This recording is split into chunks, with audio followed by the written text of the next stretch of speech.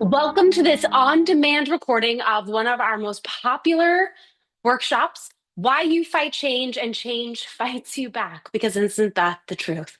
So there are 3 points that I want you to walk away with from today, that I hope you walk away with from today. We're going to give a lot more tips, but there are just 3 key points. The first, change resistance isn't bad. It's not bad. It's normal.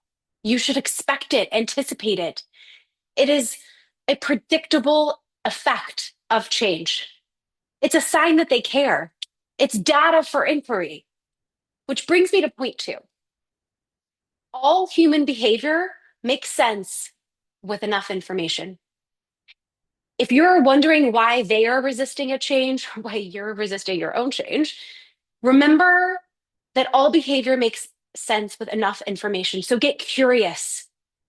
Inquiry and judgment cannot coexist.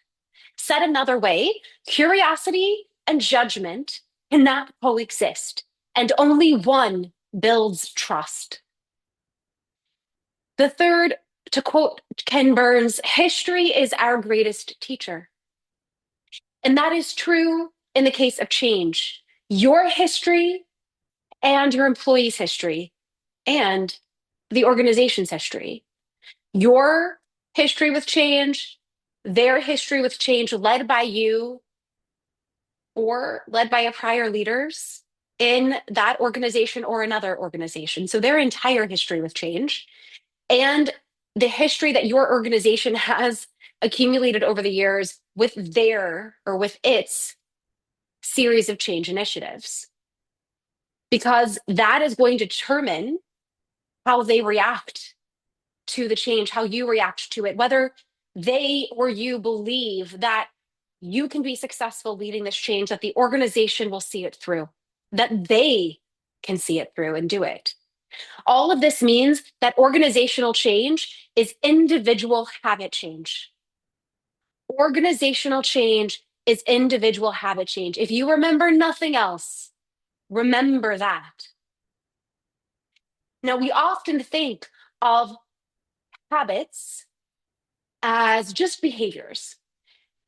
It can also be like thought patterns, assumptions, cognitive distortions, or what I call wrong turn thinking, values, coping styles, attitudes, needs, opinions. Habits are someone's default way of being. Your change event might need to change and most likely will need to change not just their behavior or routine, but their attitudes, their priorities, their opinions. And that is not easy, nor fast, nor simple. Very quickly, if you just need a little bit more background about me. So RB Strategies in a nutshell predicts and transforms human behavior in the workplace, particularly in times of change management. So some type of business transition that's going to impact the way people do the work, their relationship with the organization, and or times where it feels like every second is change, constant change, high stress, reactive workplaces. Every day feels like whack-a-mole. And some days you're the mole, and other days you're running out of mallets. I come from a background of both hard academia and hard knocks. So if you know the saying, been there, done that, got the t-shirt, I don't have every t-shirt, but I have a lot of them. And I have a multidisciplinary background. And there are a few lessons I have pulled through the years from those prior disciplines, a couple of which will really serve us well here today. First, from theater. Theater is the first place I learned that I can change my emotions by changing what I pay attention to. Change your emotions by changing what you pay attention to. Thoughts, actions, the audience, the voices in the head, right? So are you paying attention to the person right in front of you or the stuff going on in here? Are you paying attention to everyone around you staring at you or what you need to communicate and how? I also learned in the theater that emotions are contagious. Certainly now I understand the science, the psychology of it, but emotions are contagious. And from journalism, I learned that every person has a story and that it explains why they do think and feel what they do think and feel, right? Tying into that get curious comment. All human behavior makes sense with enough information. And that it is human nature to put ourselves in the center of our story, right? We see everything from our point of view. We judge others not by their intentions, which we cannot see, but by their actions, their impact on us. And they do the same to us. That is how they judge us. So we have to be intentional about thinking of others, seeking out their perspectives, seeing things from their point of view. This helps build empathy, which is one of the three legs of trust. And it will be very helpful when trying to move people through change. Now, the plan for today is scenario based learning, story based learning. Humans learn through stories, right? And we do not have a lot of time together. So I'm going to go through a few stories and I'm going to start with an individual's personal change goal and journey because it's going to help illustrate the point for organizational change, right? And if you are working on a new personal goal, a new habit change for yourself, it may help you too. Now, all of these are hypotheticals, but just very common scenarios in the change management field. So here's Cyrus. You can see a few main points about him on the screen, and his goal is to exercise more. Unfortunately, he will not succeed. Now, why is this his goal? Well, in this case, Cyrus goes to the doctor, and the doctor says, you have prediabetes. You need to exercise more. So with any goal, we go from no awareness that we're going to set it, right? And then we have some type of trigger, something cues us, something changes to make us set that goal or have the goal imposed upon us. In this case, the goal imposed upon Cyrus is you need to exercise more, right? Because you have prediabetes. So it could have just as easily been he puts on spring clothes after the winter, feels them a little snug. He has a wedding or a reunion to go to. But in this case, Cyrus goes to the doctor for his regular checkup, and the doctor says, you have prediabetes. You need to exercise more. And Cyrus is scared. His dad had prediabetes. He remembers suddenly all of the pain and the drama and the symptoms that followed because of it, all of the complications. And it scares him. He doesn't want that for himself, right? He has an emotional reaction to that trigger that drives him to buy into that goal. Absolutely. I will set that goal. I will exercise more, he says, right? Well, how is he going to do that? Okay, well, in this case, he could have asked AI, he could have asked Google, but he asked his friend, he says, I need to exercise more. I need to find a gym. And his friend says, I have the gym for you. You have got to try my gym. It is awesome. I've been going for years. I love it. Game changer. Harris is like, cool. Like, lose weight walking through the door. He is so excited. He is bought in. He signs up and he goes. He goes Monday. He goes Tuesday. He goes Wednesday. He is motivated. He is scared. And then Thursday comes and, oh, he's a little sore. That meeting got pushed forward. He has some stuff to do. The kids have an activity, so he doesn't go Thursday, but that's okay. That's just one day. I mean, he already went Monday, Tuesday, Wednesday. He is doing good. He is on a roll. Friday gets busy. He doesn't go. He's thinking he'll go Saturday. Saturday, definitely, but he totally forgot all the family activities that are falling on that Saturday, so he doesn't go. So Sunday he goes, right? So he's gone Monday, he's gone Tuesday, he's gone Wednesday. He missed a few days. Sunday he goes and he hits it hard to make up for those missed days. And now he is tired. He is sore. He's starving. He worked up an appetite. He's eating everything. And now he feels bad about it. He's wondering if that's what he should have done.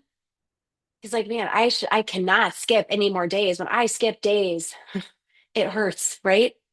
So Sunday night, he commits to going Monday morning. He sets that alarm. But what happens? He's up late prepping for the week. gets to bed late. So when that Monday morning alarm goes off, he is just, oh, groggy and cranky and so warm in the bed. He hits the snooze. He just can't bring himself to do it. What does Cyrus say to himself? Yes, I'm just not cut out for the gym, right? So why did he fail? Why did he decide I'm not cut out for the gym? You can see on the screen right there are three kind of main reasons: lacked specificity, lacked context, did not consider all the barriers to change, including emotions. Let's break that down a little bit because that is exactly what kind of happens, exactly what does, not kind of, does happen in an organizational change initiative, right? What does more mean? What does exercise mean? What counts, right? Exercise is just moving your body. It can be anything. It doesn't have to be the gym. If you don't like the gym, don't go to the gym. If you don't like to run, don't run. Go do a dance party in your house, whatever. Move your body. Have fun with it. Make it easy. Goals are hard enough. Change is hard enough. Make it easy. Make it simple on yourself. How long are you going to exercise? What's the duration? How often? How frequently? Right? How often do you exercise now relative to the goal? Are you going from 3 to 4 days or 0 to 100? Like, what is the difference? What will look different when the change is in place? This is kind of like writing a cultural change value statement and saying, we are a kind organization. Great. What is kind? How does that look in daily life? Because people have different definitions of kind and different ways of expressing it. Context. Have you tried it before? How did it go? Why did it work or not work? If it didn't work, what makes you think you're confident enough to do it now? If it did work, what made you stop? Why this goal? Why now? Is that really the goal, to exercise more? No, the goal is to prevent diabetes. It is to correct the prediabetes. So often we start confusing tactics and goals. Keep the goal, change your tactics. Lastly, and perhaps most importantly, he didn't think about overcoming the emotional barriers to change. Change is hard. Change is scary. Change is uncomfortable. How uncomfortable are you willing to get? How will you approach your setbacks? How confident are you in your ability to do this goal? He didn't consider the emotional challenge of overcoming the comfort zone, replacing ingrained routine with new ones, the time and effort it would take to learn a new skill and change his routines, the dip in confidence. He didn't visualize seeing himself in a clear, compelling future state. So he got swept up in past failures, comparisons with friends who are already successful, and his dad who never was. Like in an organizational change, when people get frustrated that the change feels too big or too hard or too slow, Cyrus feels it is too big and too hard, and the results aren't going to come fast enough, if at all. So, my question to him, my question to you: how long did it take for you to get where you are now? It will take time to undo that then, because you didn't show up overnight this way, and the result is not going to show up overnight this way. Setbacks happen, people aren't perfect, change is hard, and it rarely delivers instant gratification, right? One way to measure change engagement, very simply, is to ask yourself about yourself or the organization, those teams, on a scale of 1 to 10. One being abso-freaking-lutely no, and 10 being abso-freaking-lutely I can do it in my sleep. On a scale of 1 to 10, how ready, willing, and able are you to take action and move towards that goal? If you are a 9 or a 10, that goal is too easy. If you are below a 7, that goal is too hard. Fix the tactic, shift the goal, make the goal smaller, make it less scary, make it bigger, stretch yourself more. Fix the goal, then fix the tactic. We have to ask ourselves these questions to anticipate our reactions to a change goal, a change initiative. One way to look at this is, Cyrus's Sunday night self is kind of like the boss, and his Monday morning self was kind of like the employee. And the boss was like, we have to do this. We have to mitigate risk. We've got to do it now. And the employee, the Monday morning self, was like, like, hear you, but I mean, is this really the best way? I'm not really sure. I mean, I could just eat a salad, right? Like, I don't have to get up really right now and exercise today and every day. I could just eat a salad at lunch. The wellness person said sleep was important. So, like, maybe I'll just do that. So, a little bit of resistance there, right? Let's see how it actually plays out in organizational change initiatives. And before we do that, you need to see one other thing. This is the stages of change. This model shows what people go through when they are adopting a change or not adopting a change goal. It is how humans process and adapt to new routines, habits, starting from initial awareness through active adoption. Right? Everything you're talking about today, everything that my work does, and that when I tap in my colleagues, that we do is to help you and your organization move from no awareness, that pre-contemplation, denial, to awareness and then active adoption, right? Hopefully avoiding the relapse. What I find often happens is leaders, of course, you go through like there's no awareness, there's denial, whatever. There's no intention of change, or you don't know you need to you need to, right? You're aware of the problem, no commitment. Okay, so yes, we're preparing. Okay, we're ready. We make the announcement, and you expect your employees to meet you in action. They will not do that, most of them. They're going to go through, wait, what? Pre-contemplation, then contemplation, then preparation. If you can help them see that the change is an opportunity, not a threat, right? If you want them to go from pre-contemplation to contemplation to preparation to action and join you in action and maintenance, you have to help them through their point of view answer the question of, is this a threat or an opportunity? Right? And if you're curious, does this actually work? This framework, this model? This is what coaches use, trained coaches use for working with individuals on habit change. And it's what public health communications experts use to shape communications.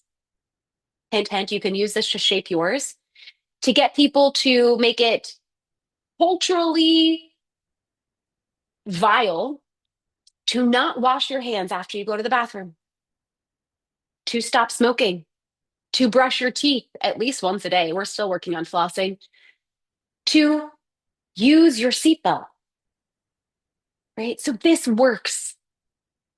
This works. Now, remember, organizational change is individual habit change. And I mentioned that they are going to ask themselves, is this a threat or an opportunity? And influencing the answer is going to be a number of things, right? The organization's history with change. They're going to ask themselves, how does this impact me? Why this? Why now? They might think, here we go again. We've tried this before. I am already doing more with less. I do not have time to learn this. How will this impact bonuses? They might be super excited. Finally, I've been saying this for years. Where have you been? They might be concerned they'll lose their team or their job, right? They're going to go through all of the things, all of these questions based on their current life context and their values, their priorities, how they feel about the organization, how they feel about themselves, their relationship with the leader, whether the leaders have bought in. whether the change seems fair and just, their personality, how well they process change or stress or quick pivots, right? When people resist change, they aren't opposing change necessarily. They are opposing the effects they think it will have on them or the organization that they care about. And whether they see it as a threat or an opportunity, they will act accordingly. They will resist or prepare. You have to help them interpret it as an opportunity or at least as less of a threat. So now let's talk about how to do that. Let's start with our first organizational scenario. This is Trevor. Again, you can see some key points on the screen. Trevor, and I should add that these are all hypotheticals. Trevor is the CEO of a once fully on site organization that has been fully remote since the COVID-19 pandemic, right? So I'm recording this in 2025. So it's about 5 years ago. Now, 5 months ago, Trevor announced that all employees must return to the office 3 days a week, starting in 30 days. So he's given them 1 month's notice. He emailed all employees the same email to avoid confusion, so everybody got the same words and ensure everyone found out at the same time to ensure fairness. He told them why the RTO was happening to boost engagement, boost collaboration, boost productivity, strengthen the culture of the organization. In his email, he told them that they had even remodeled the office and would be offering snacks and tea and coffee, just like before. Employees have now been back at the office for 4 months, and as you can see, Trevor is exhausted and exacerbated at the result. Compared to virtual or even pre pandemic, people are quieter in meetings. They don't participate in the optional team building initiatives. They're late. They're using more sick days. There's more closed doors. There's tension between teams and an increase in poor behavior like eye rolls and side conversations. This behavior is starting to impact performance, discretionary extra effort, which just means people going above and beyond that extra mile. And there's been a small but noticeable wave of resignations. He is annoyed with his employees for not just adjusting to the new mandate. After all, he is the boss and this is the job. They aren't even appreciative of the fancier office space. Why? What did Trevor miss? Well, let's ask Laura. Laura is one of Trevor's employees. When Laura took the job, she was told it was a fully remote position, which is what she was looking for. That allowed her to buy a small townhome a little bit farther out than if she worked at headquarters and feel like she was finally starting to get ahead after years of punishing grad loans. The time she didn't spend commuting, she usually spent working, and she didn't mind because she's so grateful for the flexibility. And even with putting in those extra hours, that flexibility allowed her to be a backup caregiver to her niece, which helped her sister out who was struggling with kids during her husband's deployment. Her health was improving. Laura's health was improving because she was able to start exercising and join a local soccer team. She was making friends, able to socialize, feel like she was finally having a life outside of work. She may even meet someone to date. When the RTO went out, Laura was angry, scared, and not sure what to do. She felt lied to about the nature of the job, angry at the prospect of losing time with her friends, her family, herself, scared about the commuting costs eating into her budget, and resentful that the extra work she was putting in had gone unrecognized. And she knows she isn't alone. Colleagues have switched to a signal chat to voice their frustration, resentment, anger, and uncertainty. And she knows that some are even worse off than she is because she is spending extra hours in the office covering for her colleagues with kids because she's the single one without kids. She is actively looking for a job and will leave as soon as something else comes up. And let's not even start with that office remodel. There's too much open office space. Some people don't even use headphones. She's late for meetings, waiting for phone booths. And managers always have their door closed to help them think because of the noise. So she never knows where people are, what they are doing, whether she can approach her direct supervisor with questions outside of the weekly huddle. So what did Trevor miss? He missed the employees and his own biases. Some employees are interpreting that mandate as a sign that leadership doesn't trust them. That all that effort they were putting in, they were working harder than ever because of the flexibility. And his email said to them that they weren't doing enough. That triggers resentment and defensiveness. Others are just more introverted. It takes more energy and effort for them to perform socially in the workplace on top of navigating client demands. And when they were at home, they had more opportunity to recover from the emotional labor of their work than they do when they're in the office. Other employees, frankly, didn't mind the request, but they didn't have enough time to secure childcare or elder care. Waiting lists for quality support in their neighborhood within their budget has at a minimum a 60-day waiting list. So they're scrambling to cover, taking their sick leave some days to do so. And teammates, often the single ones without kids, right, step in to cover for those who need to leave early for child duty. There are some who are ecstatic about the change. They feel like this will finally get them the face time they need to get on that promotion fast track. So they go overboard, trying to make up for what they perceive to be lost time and come across to struggling colleagues like suck ups, causing tensions vertically and horizontally. Mid level managers responsible for implementing the change are navigating these issues as well. And they have to buffer the frustrations of their staff while managing their own needs and trying to appease Trevor's requests. None feel comfortable telling Trevor why people are responding the way they are. Meanwhile, if a consultant were to have asked Trevor why he implemented that RTO and really drilled him on his decision making, he would realize he made the decision because he prefers people in the office and then found data to support it, namely that other CEOs were mandating it. If he had looked at his own data of the office and himself, right, psychometrics, and surveyed employees, he would have seen the engagement and performance metrics had shot up when the company was fully remote.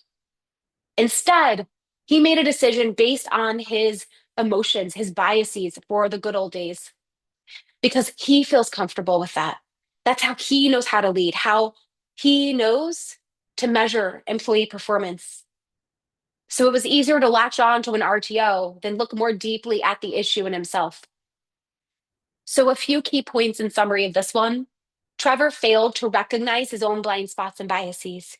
He failed to think through the emotional reactions that employees might have to the change.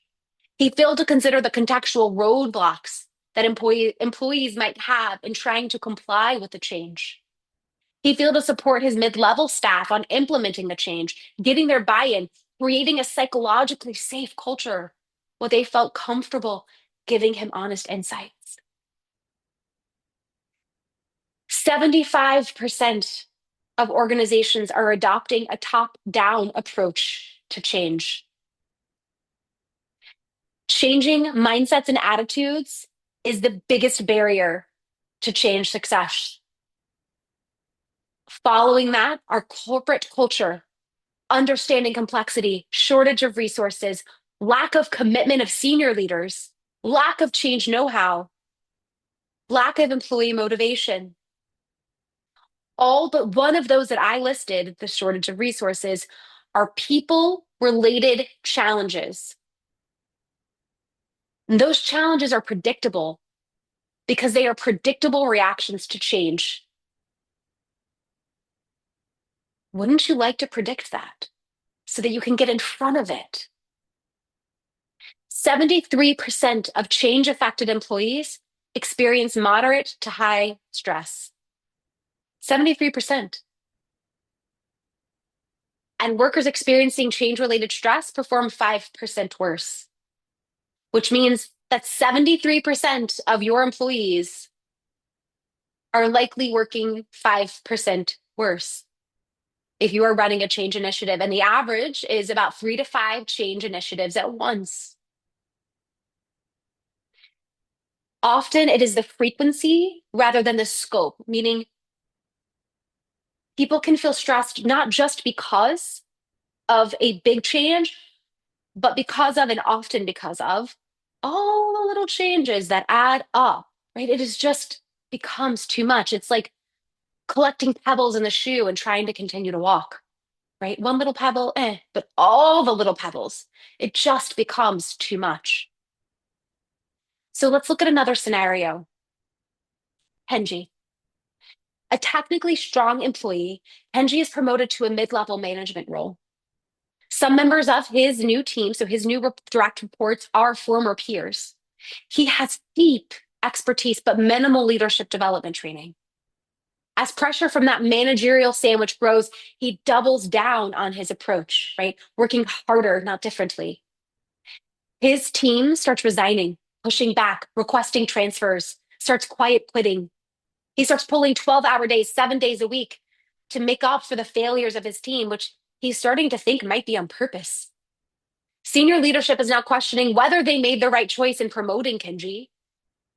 Kenji feels like no one is supporting him, and he might be better off elsewhere. So, what went wrong? What did people miss here? Well, let's talk with Sophia. Sophia has worked for Kenji, or with Kenji rather, for 2 years. So she knows him. She knows he is hardworking, he is diligent, he is dedicated to the firm, he has always gone above and beyond. He was a solid team member. When he got promoted, not only did it make sense, but she was excited, right? Oh my gosh, someone on that team that's moving up is going to have way better perspective than someone from the outside.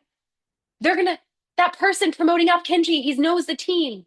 He's going to trust them, right? He's going to give them more decision-making power, more opportunities to have a say in how they approach their portfolios. So you can imagine she was stunned to see what a micromanager he was.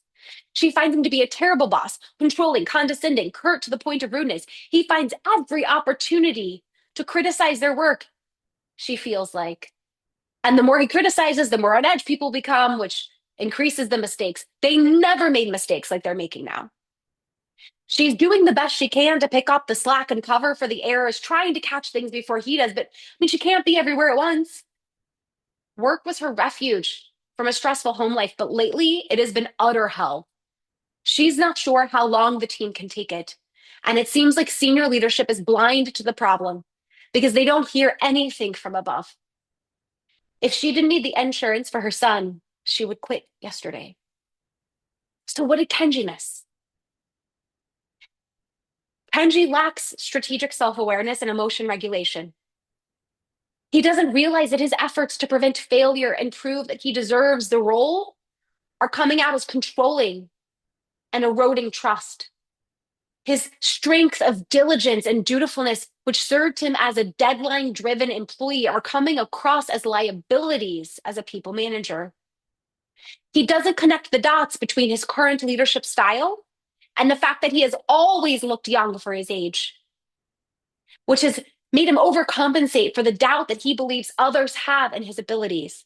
His leadership approach has been unintentionally shaped by insecurity and pressure, and just repeating what he has seen from leaders past, right? Because he has no proper training. Not to mention, the name Kenji represents second son. So he has always known where he ranks on the hierarchy. And he thinks he was probably, at best, second choice for this role, anyways. So, what did senior leadership miss? They don't see how much pressure he's carrying. He doesn't feel permitted to reveal it, which again points to trust in the organization, psychological safety lacking in the organization. Senior leadership doesn't realize that what looks like a poor leadership issue is actually a very human response to identity change and lack of support for a first time manager. Some key points to wrap this one up. Kenji is leading based on the examples of leadership he has seen over his lifetime, command and control. Right? You repeat what you have seen if you are not taught something different. Because he's trying to prove himself, he takes on more than he should without sharing context up or down, right? He's trying to show that he could do it. So why would he reveal up or down that he is struggling? Employees can't read his mind, and so they don't know that his leadership style is about his insecurities, not his trust in them. And he can't read their minds to know that they are reacting to his behaviors and attitudes, not him as a person.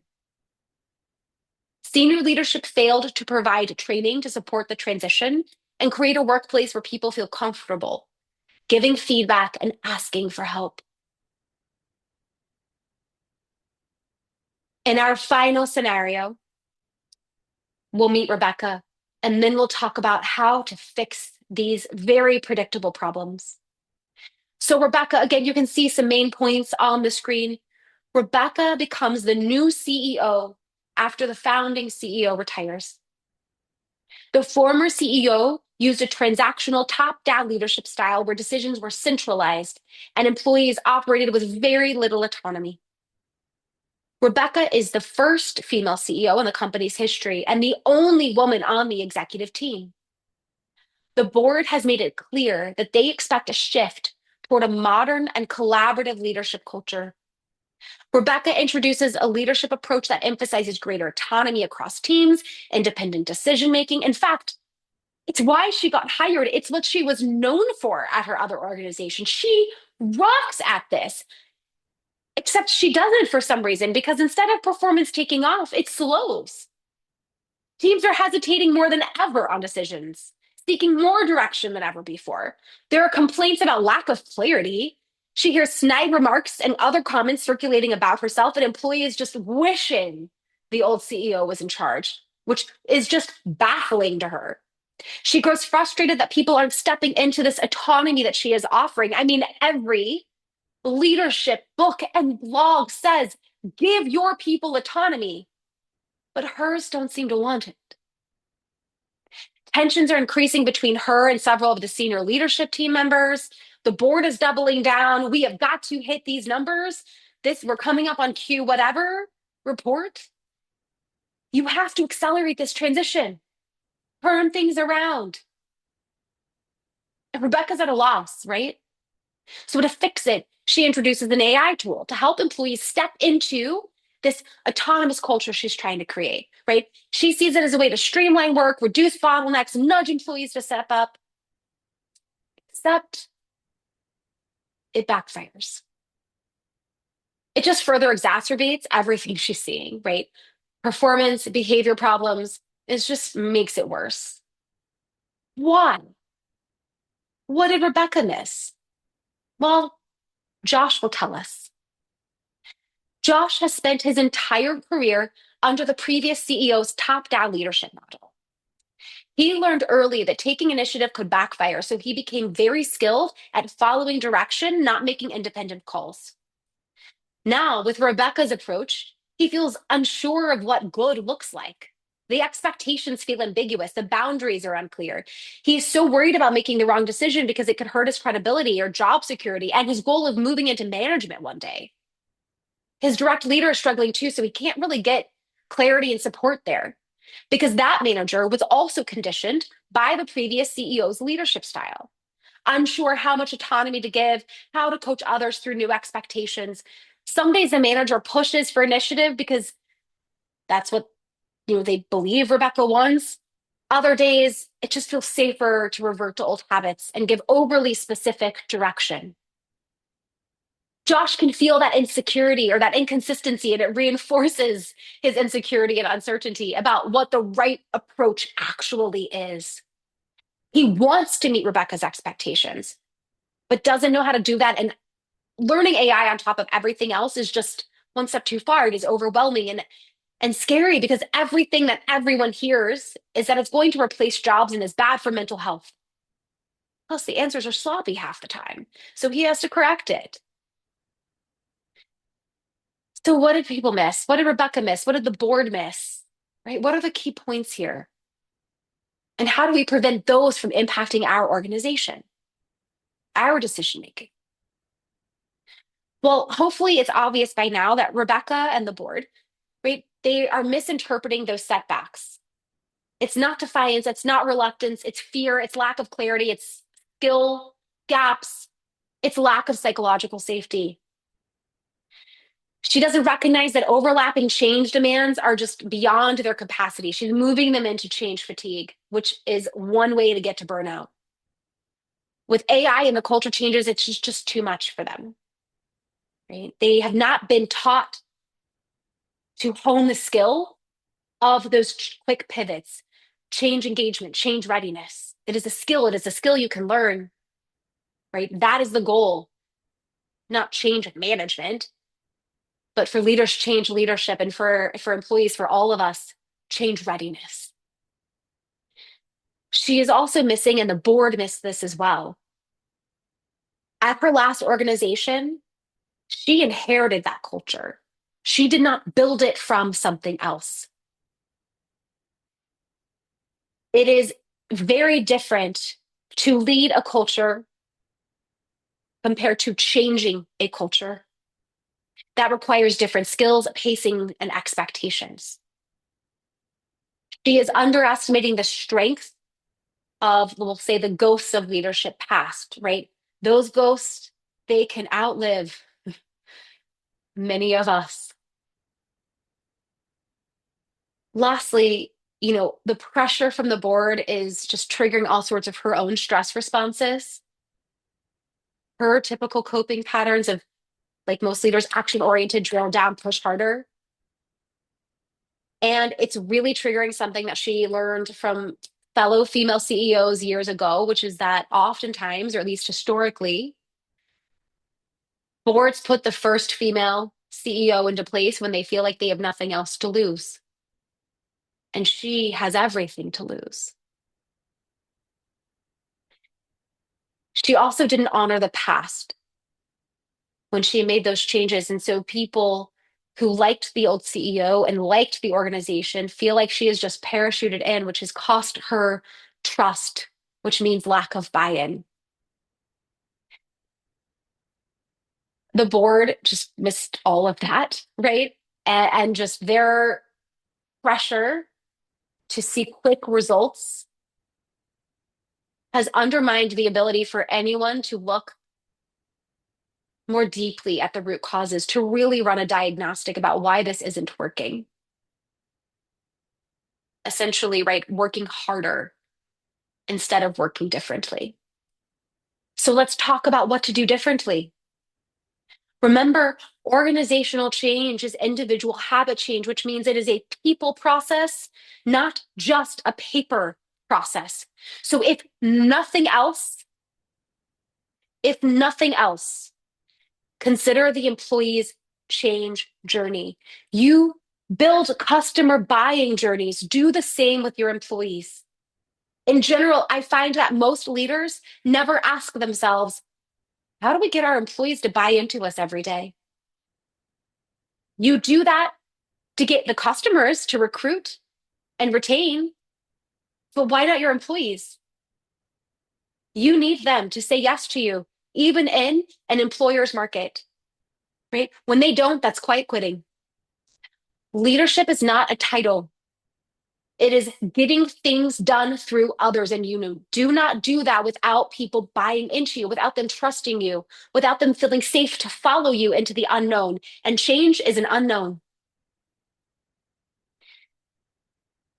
So when you operationalize your change, make sure that you have considered everything that the employee will go through and question and wonder about so that you can communicate it to them properly.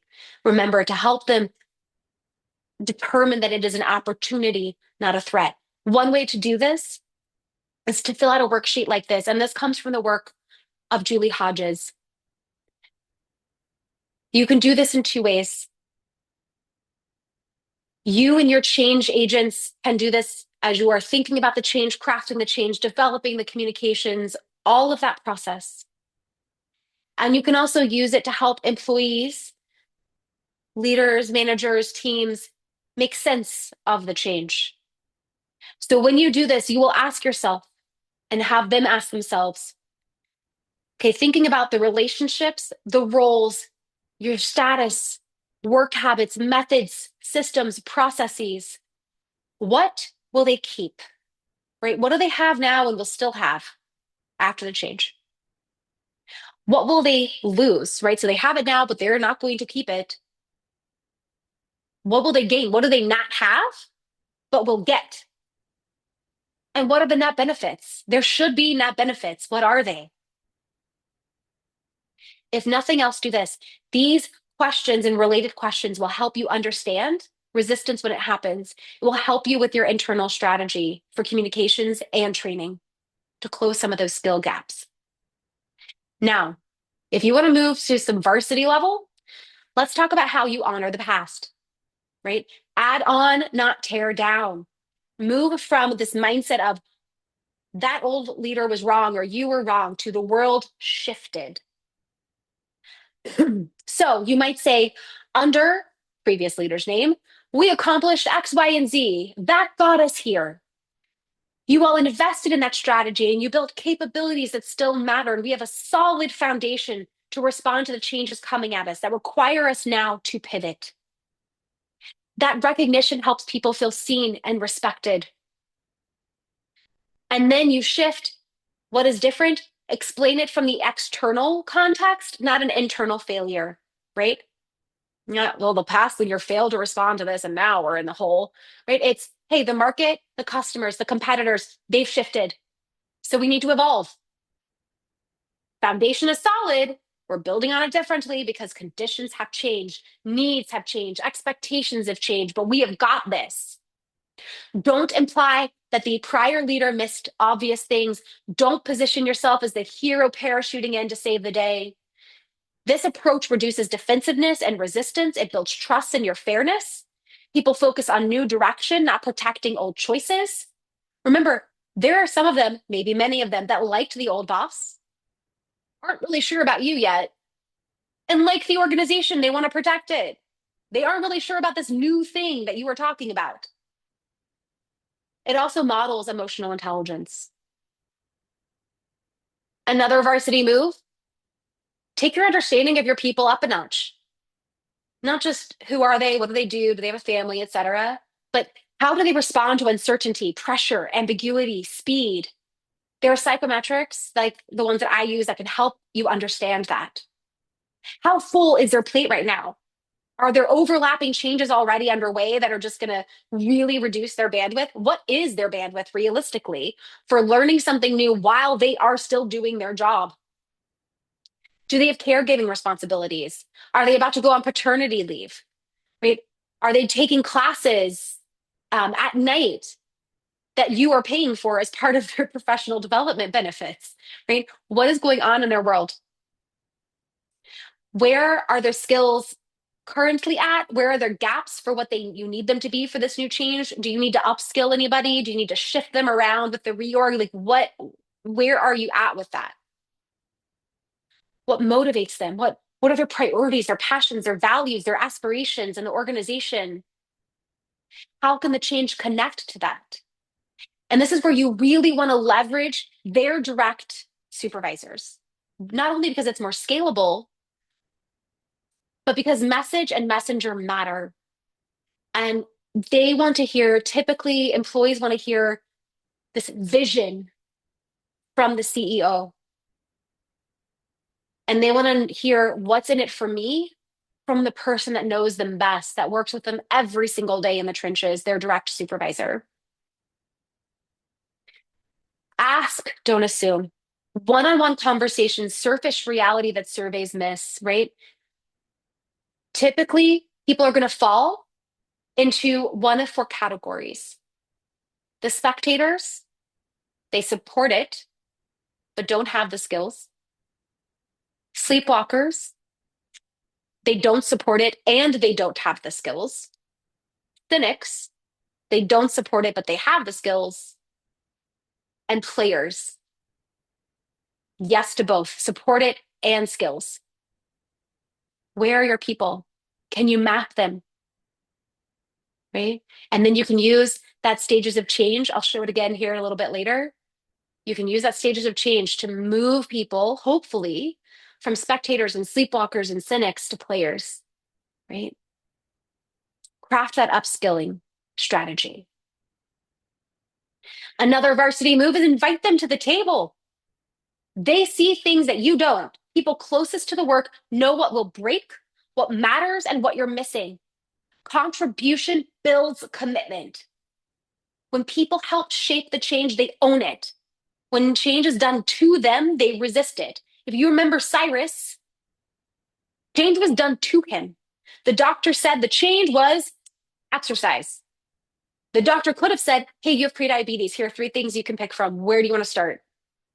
You want to exercise more? Do you want to sleep more? Do you want to change your eating? It is really hard to fight against something that you helped build.